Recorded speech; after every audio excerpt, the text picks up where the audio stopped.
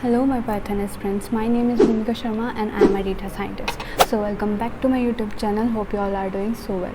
So in our today's video we will discuss about what is abstraction in Python. So without any delay, let's get started.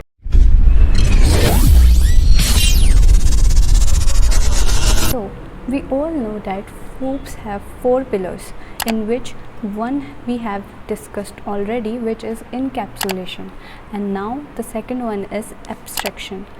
So what the abstraction does? Abstraction is used to hide the internal implementation details of methods from the users. मतलब जो abstraction होता है इसकी मदद से हम जो उस प्रोग्राम में या फिर उस ब्लॉक ऑफ कोड में जो भी इम्प्लीमेंटेशंस हुए हैं, लाइक हमने वहाँ पे फंक्शंस वगैरह जो भी बनाए हैं, तो वो जो यूज़र है उसको नहीं दिखेंगे, वो सिर्फ हमें पता रहेंगे कि हमने क्या क्रिएट किया. The user is familiar with what the method does but they don't know how it does. मतलब जो यूज़र उस कोड को यूज़ करेगा उसको ये पता होगा कि वो मेथड जो है वो कर क्या रहा है, बट उसे ये नहीं पता हुआ कि वो कैसे कुछ कर रहा है उसमें. लाइक एब्स्ट्रैक्शन में अगर हम कुछ भी उसका फंक्शन बना रहे हैं तो उसे पता चलेगा कि ये फंक्शन क्रिएटेड है और ये कुछ ये काम कर रहा है, बट उसे ये नहीं पता रहेगा कि वो फंक्शन जो है, वो जो चीज़ हमने डिफ़ाइन करी है वहाँ, वो वर्क आखिर कर कैसे रहा है. ठीक है, तो इसको ही एब्स्ट्रैक्शन कहते हैं. Abstraction is implemented by creating abstraction-based classes which contain abstract methods.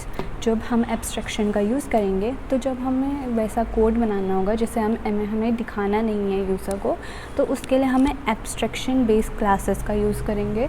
और abstract जो जिससे हम abstract करेंगे उन्हें, तो वह ऐसे कुछ methods होते हैं abstraction में, तो हम उसका यूज़ करेंगे. So the abstraction methods do not have any implementation. All the implementation are performed with the subclasses. जो भी implementation perform होंगे वो किस में होंगे, उनकी subclasses में होंगे.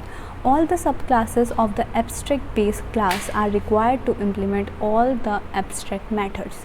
जब भी हम सब क्लास में abstraction का यूज़ करेंगे तो उसी में हमें abstraction methods का यूज़ करना होगा.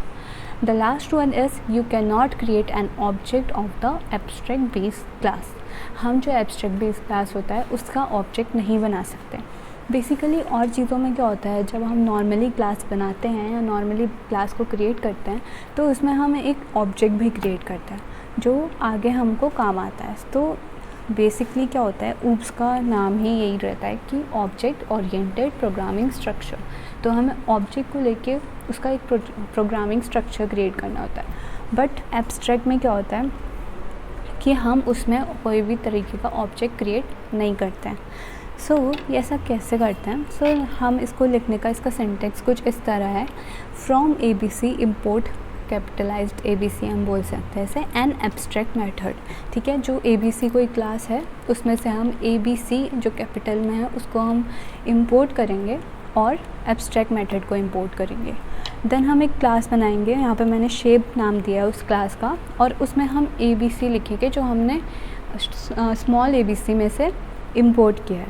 ठीक है, देन हम एब्स्ट्रैक्ट मेथड का एक सिंटेक्स लगाएंगे जैसे मैंने यहाँ लिखा है @ और उसके बाद एब्स्ट्रैक्ट मेथड. ये लगाना ज़रूरी है, इसी से हम क्या कर सकते हैं, एक एब्स्ट्रैक्ट बेस क्लास बना सकते हैं. सेकेंड वन, उसके बाद मैंने यहाँ पे डेफ किसको किया है, डेफ एरिया किया है. डेफ एरिया का मतलब हमने यहाँ पे एक फंक्शन बनाया है, क्रिएट किया है, डिफ़ाइन किया है. तो यहाँ पे डेफ एरिया, देन यहाँ पे मैंने सेल्फ दिया है जिसमें जो मैंने ऑब्जेक्ट क्रिएट करा है वो पास आउट होगा. ठीक है, उसके बाद मैंने यहाँ पास लिख दिया क्योंकि मुझे इसके आगे इम्प्लीमेंट नहीं करना था इसे. सो पास का हम यूज़ तब करते हैं जब हमें आगे कोड नहीं लिखना होता या फिर उसको बात के लिए छोड़ना पड़ता है. ठीक है, तो यहाँ पे मैंने कमेंट पे लिखा है इम्प्लीमेंटेशन डिटेल्स आर हिडन. ठीक है, यहाँ पे जब हम पास लिखेंगे तो ये इसके अंदर जो भी चीज़ें हो रही हैं तो वो चीज़ नहीं दिखेगी उसे जो यूज़र है. अब यहाँ पे एब्स्ट्रैक्ट मेथड, उसको दूसरा एक फंक्शन दिया है, फिर से एब्स्ट्रैक्ट मेथड लगा के उसके बाद मैंने यहाँ लिखा है डेफ पैरामीटर. ठीक है, इसके भी डिटेल्स हिडन रहेंगी. अब यहाँ पे मैंने कुछ चीज़ें करी हैं कि यहाँ पे भी पास है, यहाँ पे भी, और यहाँ पे डिस्प्ले के लिए मैंने एक डिस्प्ले वाला फंक्शन बना दिया, जिससे मुझे ऊपर का जो एरिया वाला है, शेप का जो एरिया है और उसका जो पेरीमीटर है वो दिखेगा। तो ऐसे ही करके आप एब्स्ट्रैक्ट क्लासेस और एब्स्ट्रैक्ट बेस क्लासेस आप क्रिएट कर सकते हैं। So this is all about abstraction and how abstraction works. So if you wanna have a full program on abstraction, please let me know in the comment section so I can make the video on that. So if you like this video or hope this video will help you in your further Python programming, so please like and subscribe my channel, and thank you.